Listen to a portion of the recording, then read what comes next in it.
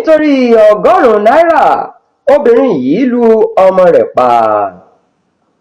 obìnrin kan tí wọ́n ń porúkọ rẹ̀ ní Khadija ló ti fi ìbínú lu ọmọ rẹ̀ Fadilatu ọmọ ọdún 11 pa lágbègbè Tukọ̀ ní Zaria nípínlẹ̀ Kaduna báyìí nítorí ọgọ́rùn-ún náírà.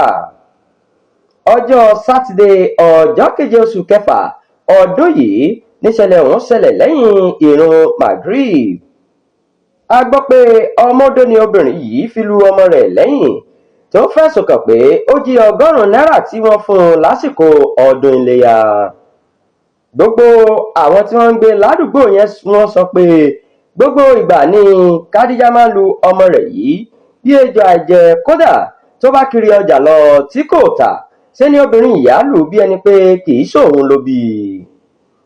wọ́n ní ìbínú ìwà yìí làwọn kò fi yọjú láti kírun òkú Fadilatu rárá nítorí ìwà ìkà àti ọ̀dájú ni ìyá rẹ̀ hù.